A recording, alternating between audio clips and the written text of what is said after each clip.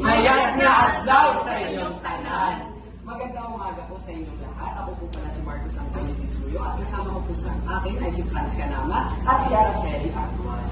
Ngayong araw po ay pupunta po tayo sa Kalibo, Aklan. Pero bago po lahat, punta na po muna tayo sa Ati-Atihan Festival.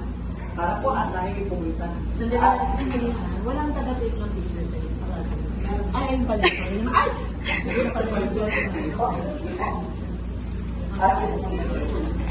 Alam niyo po ba na ang Ati-Atihan ay tinaguri ang Mother of all Philippine Festivals na isang tradisyon na nagsimula bilang isang alay sa ating mahal na Santo Niño. Na patuloy pa rin natin yung pinagdiriwang sa pamamagitan ng mga musika, pananampalataya at makukulay na sayaw. Kaya dili natong makita ang magtuod nga kalipay kagbukos nga pagtuo. Ibig sabihin na dito natin makikita ang tunay na kasiyahan at pananampalataya. Kaya ihanda din na po ang inyong mga palakpak at ang inyong mga sigaw dahil narito na po ang makukulay na kasuotan at mga matunog na tambol at mga sayaw na puno ng enerhiya at pagmamahal. Kaya mga abyan, mga kaibigan, handa na po ba kayo? Yes. Handa na po ba kayo? Yes. Dahil kung gayon po, ito na po ang ating Ati-Atihan Festival.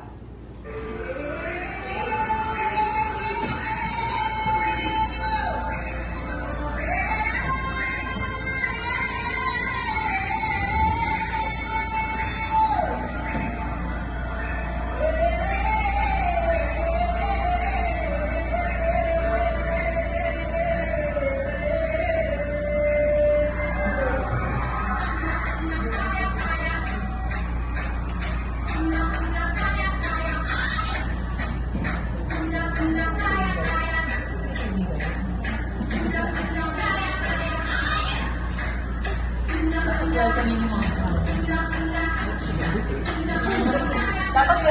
mama ka?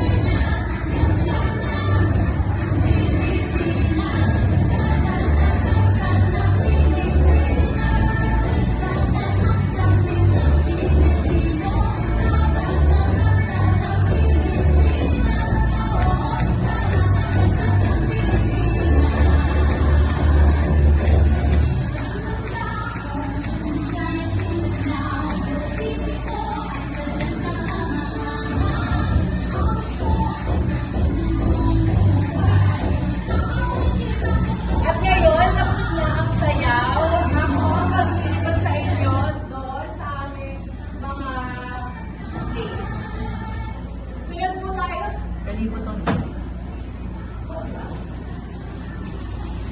Aklan na ako. At ito po pala ang simbahan. Ang pangalan po ito ay Talino. Ito po, matagal na po itong ngayon. Simula po noong panahon pa ng Kastila. Ayan. So, dito naman po, kung gusto nyo po kung gusto nyo po magpahinga, picture taking, dito po kayo sa aming beach. Maganda po ang simulan namin because malinaw ang mga tubig. Ay, na lang po. Ayan, ito po yung tindero namin. Ito naman po ang aming bilihan. Pasalubok, kumbaga. Gusto nyo po pasalubungan ng inyong mga pamilya, mga kaibigan. Dito, perfect po siya. Ito, mga kaibigan.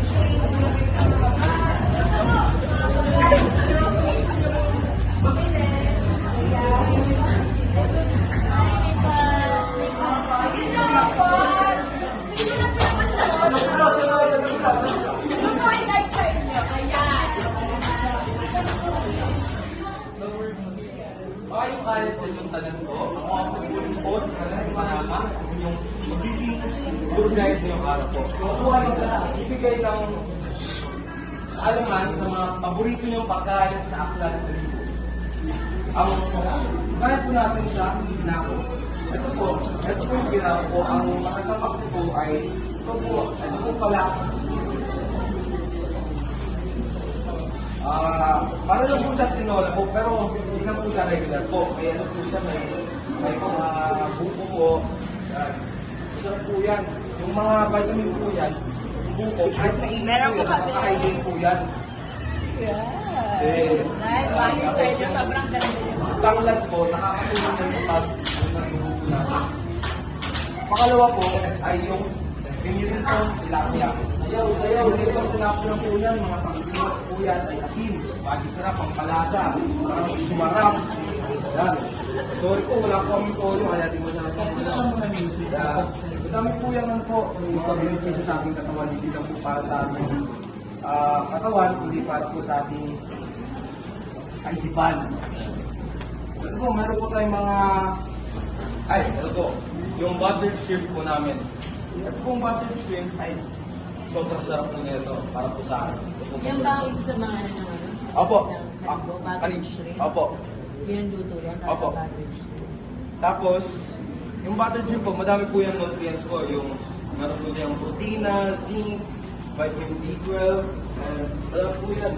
Tapos, ito po yung tahong namin. Pero hindi po yan regular yung tahong.